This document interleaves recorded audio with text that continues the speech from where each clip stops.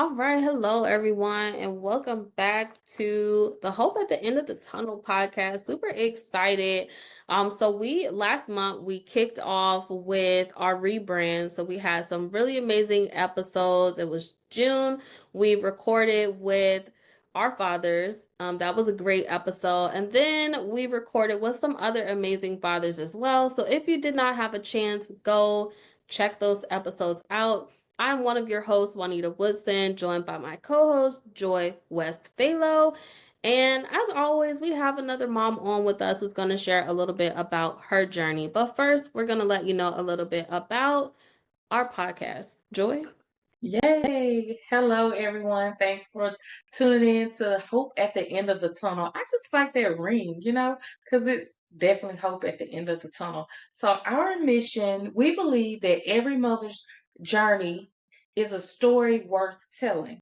Our mission is to empower mothers to do just that, basically, to give you hope at the end of the tunnel. So, Juanita, I'll kick it off to you so you can introduce our special guest tonight.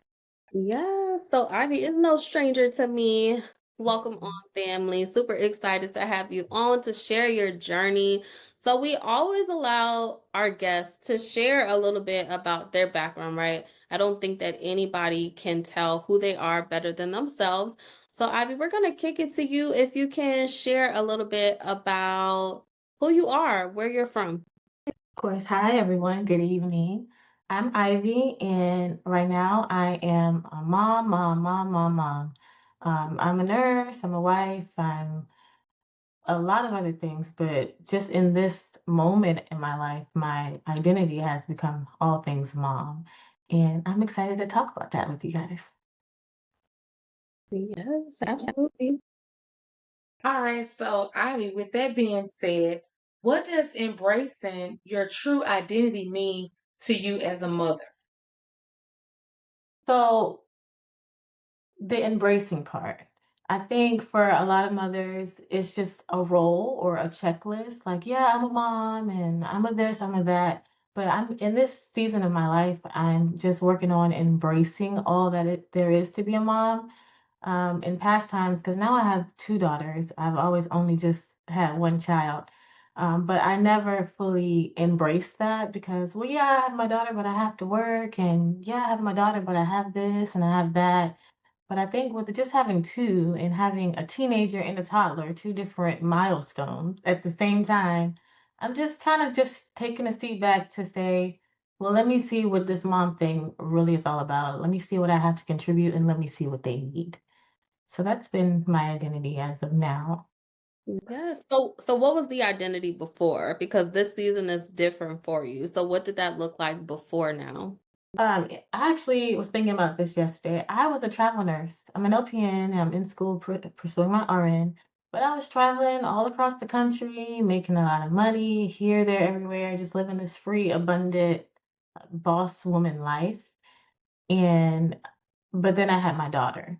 So as I said earlier, I think I had put having a child on the back burner and I was focused on, well, I need to still have a career. I think I was so focused on, well, even though I'm a parent, I don't want to give up my life.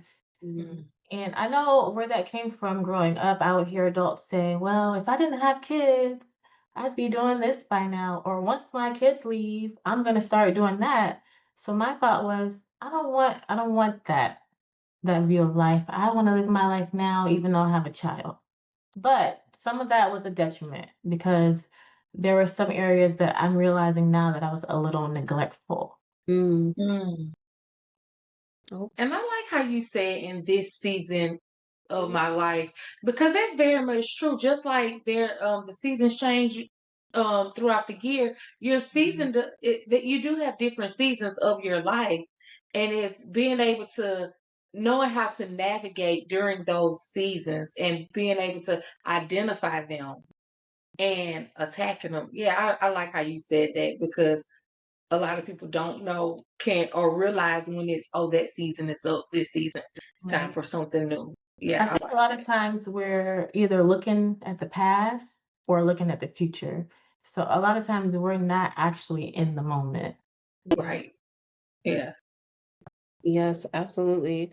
So, how has understanding your purpose, right? Because purpose looks different in every season, because some of those seasons it looks like just being a working woman, it looks like maybe being a wife, or Mhm. before we got married, it looked like being moms, right? So, how has understanding your purpose shaped the way that you show up in motherhood now each day?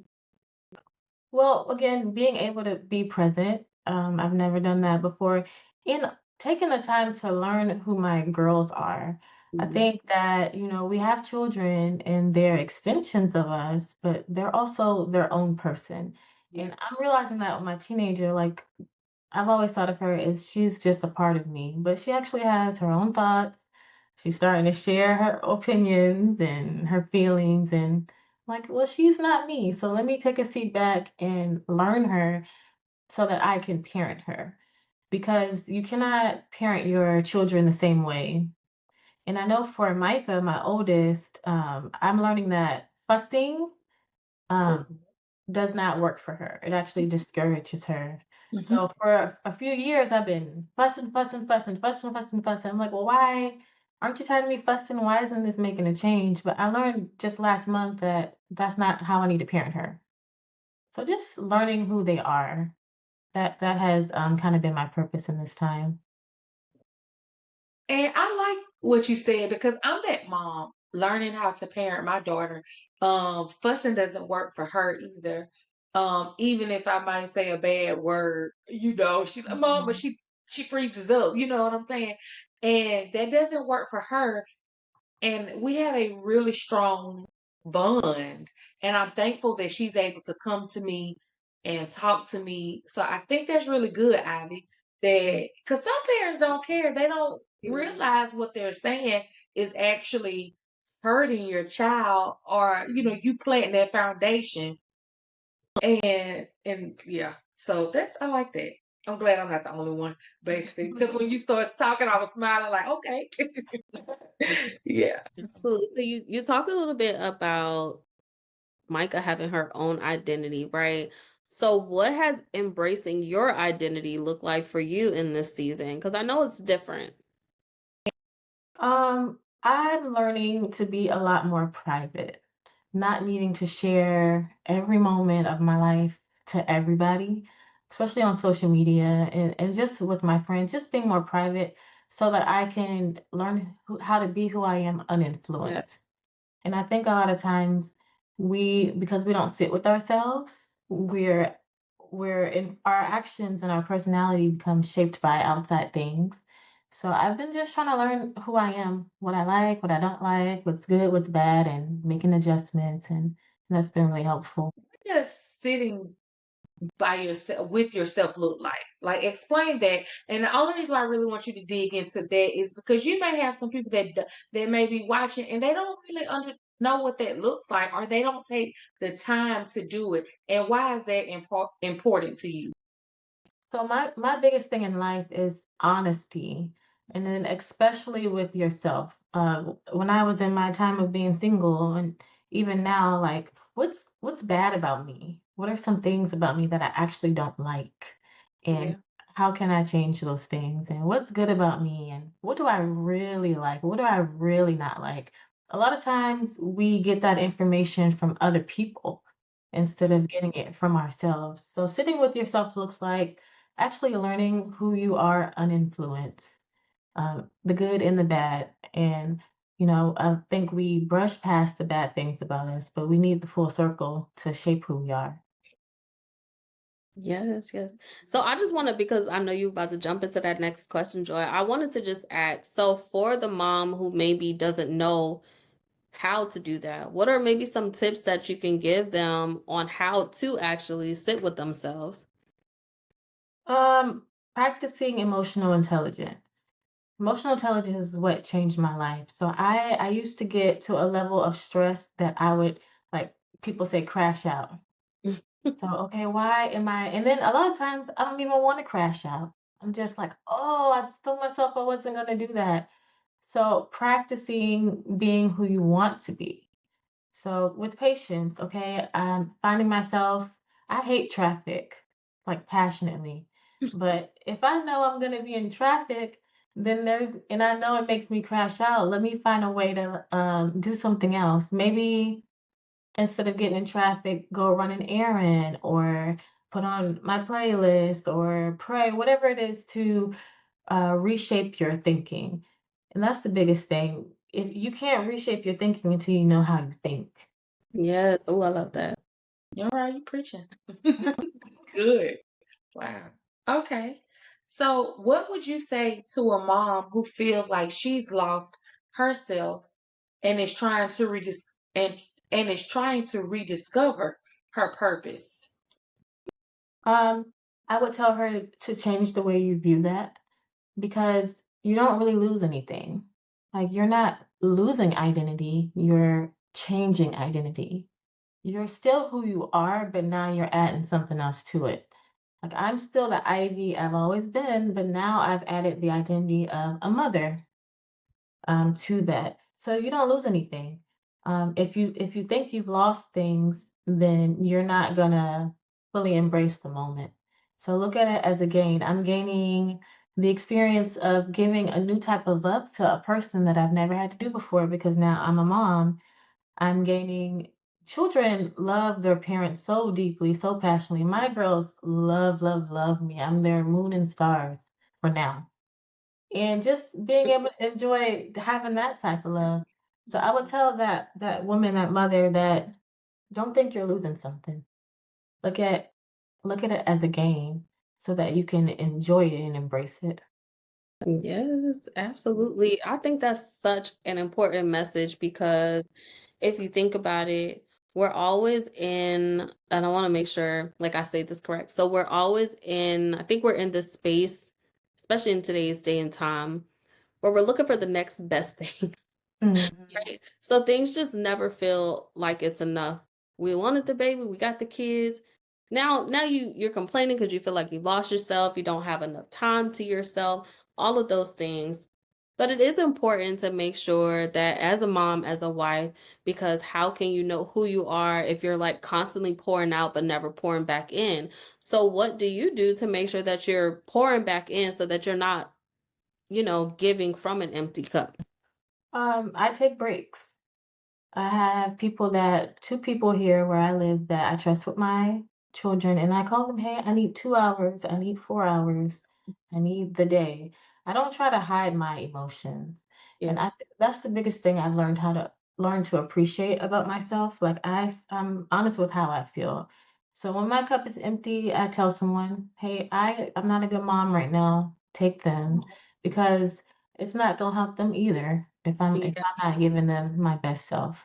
And Yeah. then we are shaping their childhood memories. So I don't want them to be miserable because I don't want them to have a miserable childhood because I'm having a miserable moment. Yeah. It's okay to take a break. And it's actually healthy and necessary to take a break. That is absolutely true. Um, because yeah, like you said, when your cup is empty, you can't pour, and that's when you begin to get aggravated or you're like, oh, I just can't parent right now, and then the fact that you have a support system, because a lot of people don't have a support system, but when you do have someone that you can trust, because that's the key thing in today's world, is finding someone that you can trust to keep your kids, Right. and then they actually care about your feelings Yeah. enough that they'll say, hey, I'll keep the kids so you can get a break or do whatever it is that you need to do. How old are your girls? So Micah just turned 13 last week. Okay, And teenager. I'm a teen mom now. Yes. That's not how you say that, but I like to play on words. Yeah. Right. And then Zara will be one next month. I Oh. have two separate and I wanted to add this. Nobody does anything 24 hours a day, 7 days a week except parenting. Even your job, you clock in, you work a certain amount of time and you clock out. With Yeah. everything else except parenting, you get a break. So why don't you feel like you need a break from that too? That's how I look at it. That's a And being very good way. honest about it too, because a lot of times, like, we feel like we have to wear this cape of I'm Superwoman, and I had put that down a long time ago. I am not. Yeah. I am not.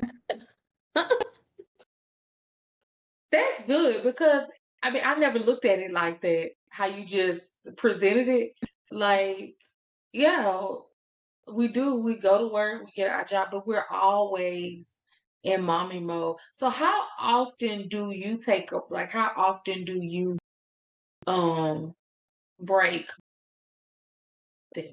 Maybe twice a month I Hmm. can get an actual break away from my kids. And then any little small moment. So at church, the lady who helps with my kids, she always wants the baby. I'm like, take the baby. The whole church service, take the baby. Or like I kind of have her nap time sequence. So that's my break. And then I have a teenager. So, Micah, take your sister for 20 minutes. So I actually do that probably every day. Micah, take your sister for 20 minutes. Yeah, So I just kind of get it in where I can fit it in. That's good because I know a lot of first time moms and they don't realize this until they have their second and third child. But first time moms, they're overprotective of their kids and nothing is wrong with that at all. But sometimes they begin to get overwhelmed. that You know crash what I out. mean? And then they crash out and it's Yeah, like, okay, so it's okay to take a break and not feel guilty about it. yeah, Right. You know what I mean? Because some people they don't they think they're supposed to parent 24 24/7. But You also know. too, I learned that adults get or parents get separation anxiety too. They Because do. I Yeah. went out of town last weekend with my cousin for her birthday, and I was worse than my baby. She was going through it because I'm still breastfeeding, but I'm just like, oh, what is she doing? I hope, I'm like, wow, I have separation anxiety too. I never knew that. Yeah. So my d- I just moved to South Carolina and my daughter is in Alabama, so she'll be moving here at the end of the summer.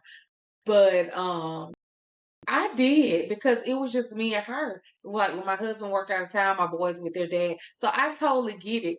Like we were just like this. And it was hard, and she made the tough decision. I don't even think I told you yet. Why did I tell yeah, you? I did, yeah. So she made the decision. Like she'll be a senior next year. She graduates. She'll graduate. Graduate. She was a cheerleader. She's been cheering since sixth grade, and she just said, "Mom, I can't do it anymore." She was like, "I need you," and yeah. it made me feel good. I was like, "Okay, she needs me still at this." Hope it stays like that. So, Yes. yeah. But you know what? When we think about the seasons, right? And I'm gonna go to the next question, but I think it's important to share this because Ivy, you touched on you have your own village. You've built that village away from your hometown, right? That's something that we have similar. Um, which the village thing, it still looks different for me. I don't think that we've really like developed that here in Georgia, but you found that for yourself. Joy, Right. you have your village back in Alabama. So I think that it's very important when you do live away from your comfort zone, away from like your family, your friends, what's comfortable to you, to find those trusted people, those people that you can depend on outside of like your blood. I think Right. that's important. So you've been able to move to another state and you knew that your daughter was in good hands, she was okay. So, Right. yeah, I just wanted to share that because I think that a lot of times we don't really understand the importance of having a village. Back in the day, they said it was a takes a village to raise a child, but in today's day and time, it's like, nope, nobody can tell my child anything. Right. And yeah, Yeah.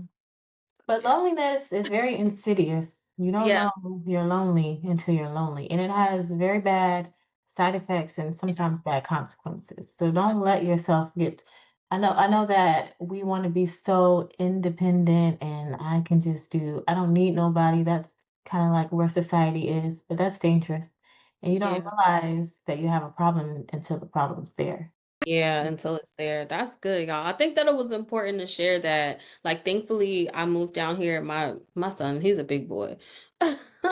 Right? So it's a little different for me, but I think it's important to share that for that mom who may live like states away from her family. Like, well, I don't Right. know anyone. You got to find your community, build your community where you are. So, absolutely. So I know, Miss Ivy, you are an author among all the other titles that you wear. You're also in school, right, to become an Mm, RN. So what advice would you give to a mom that is trying to align her passions with their role as a caregiver?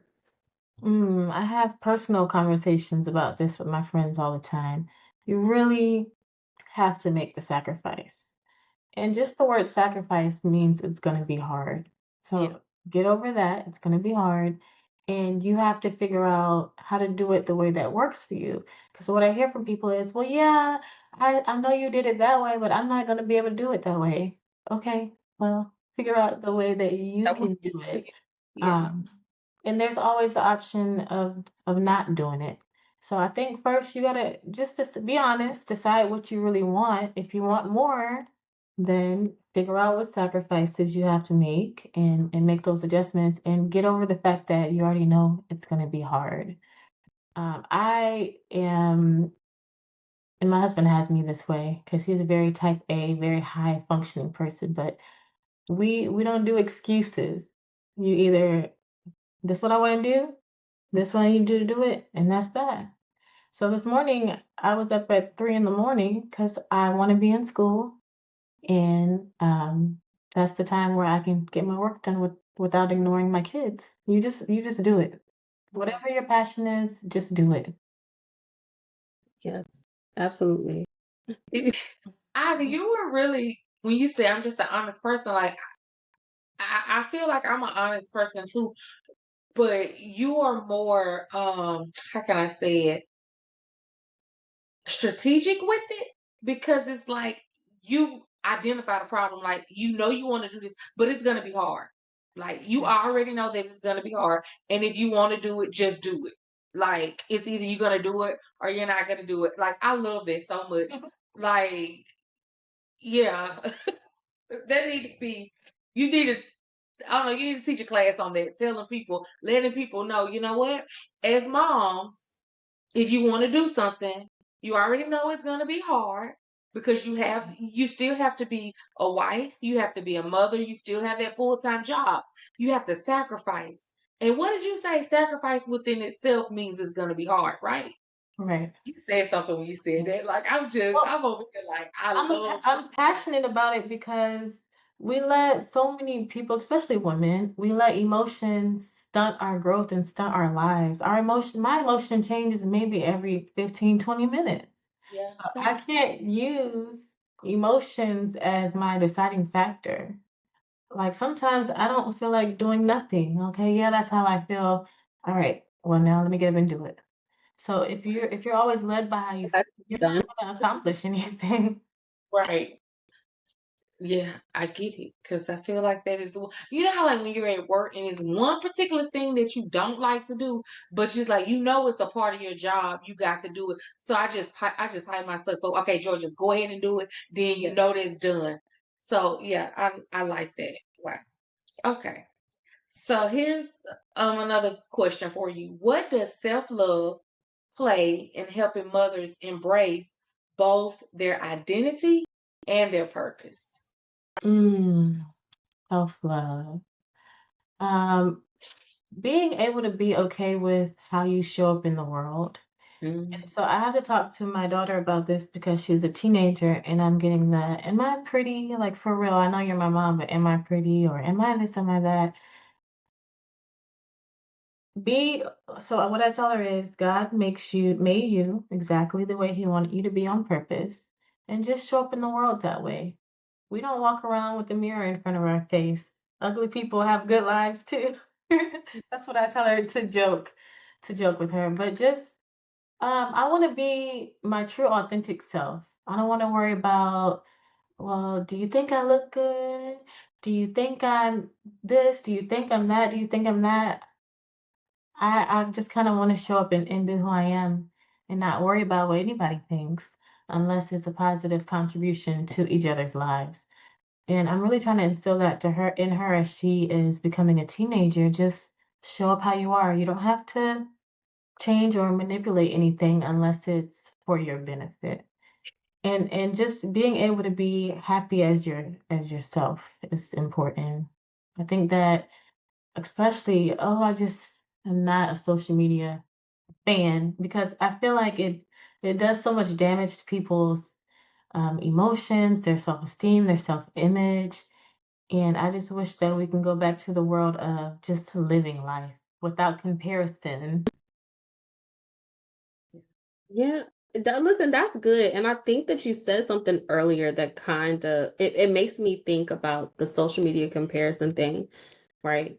You have to go through that stage of knowing who you are, right? So that when you get on social media or you're in the marketplace or you're at the store or you're at church and you see someone who looks different than you or drives a better car than you or works a better job than you, you're so firm in who you are that you're not phased Mhm. by what it is that everybody else is doing. So I can show up authentically in those spaces because I know who I am, because I know who God says I am, right? So what you said before, it kind of just it made me that leaped for me when you said that just now, because social media is it can be overwhelming, right? Just constantly like you see photos, you see the way that people live their lives, but you almost have to have that tunnel vision, right? Hope at the end of the tunnel. You have to have the tunnel vision of what is my purpose here? Who am I here? That's right. Stand firm in that. Yeah. And I know with like us being women, it's all about the look. Like, and I'll say to my husband sometimes, like, let me be ugly in peace. Like, I don't want to be cute today. And, we joke and stuff.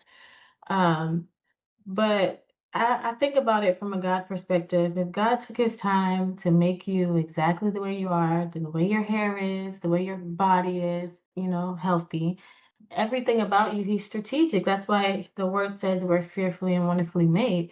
So imagine him doing all that, and then you go, I don't like it. I'm gonna change it. Yeah. That probably hurts his feelings. Mm. So I think about it from a God perspective. Like, God, I appreciate that you took the time to make everything about me the way I am. That's Oh, and you said healthy. Look, because that's no, but that's important though, because a lot of the times that's where the comparison comes from that sometimes. Like you compare, oh, what this person looks like or what this person has, and maybe you got to get back to who God created you to be. He didn't create us unhealthy. He didn't create Okay. with all of these material things. We came here Mhm. empty. Don't leave here empty.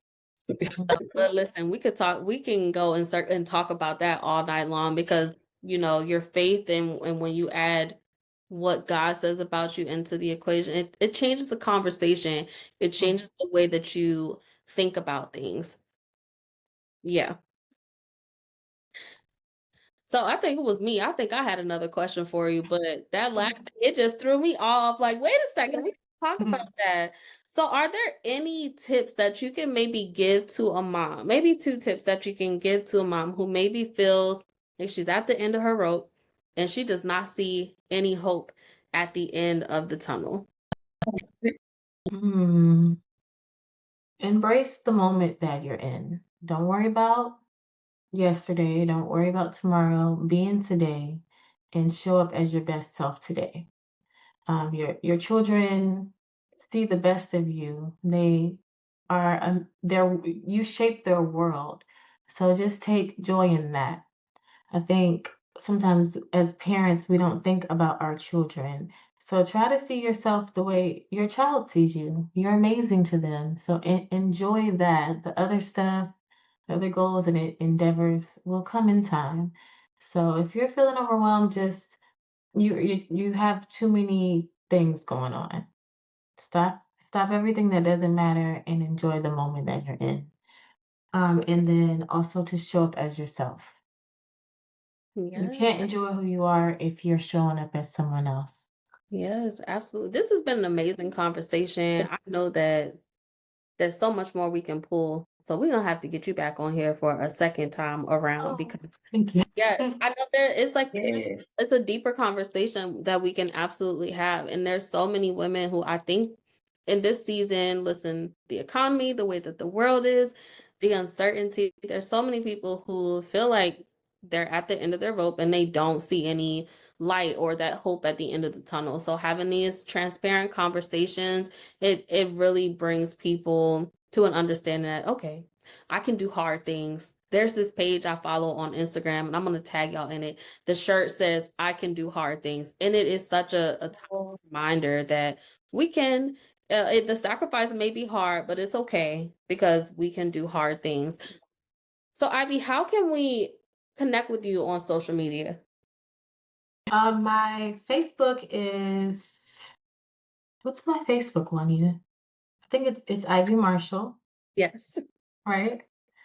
And then my Instagram is Olori, Olori underscore Ivy. And then my website will be up and running July. Absolutely. Well, this has been an amazing conversation. Joy, was there anything that you want to add before we wrap up? I just want to let all the moms know out there that it's okay if you need a break and you have someone to help you. Don't feel guilty about it. I mean, Ivy, when you said that, that was a big thing that really stuck out to me. And just knowing that you can do it. You know, no matter how hard it is, if it's something that you really want to do, you can do it. And just do it. Yes, do. Yes. Yes, absolutely. Well, thank you once again for taking your time out and pouring into us and pouring into all the moms that will listen to this. This has definitely been inspiring. I'm motivated. I can't wait to continue making those sacrifices myself, right? And making sure that I take the time to sit with me so that I Mhm. can continue to learn and grow in who God created me to be. So, listeners, please make sure that you go and connect with Ivy on social media. Make sure that when you listen to this episode that you like, you subscribe, but do one thing, tag a mom who needs to hear this, right? That's right. Someone who needs to hear it, and then leave a review. Leave a review so that the person that may be considering listening to it, your review will inspire them to go ahead and click play. Until Yeah. next time, just remember Yeah. there is hope at the end of the tunnel. Take care.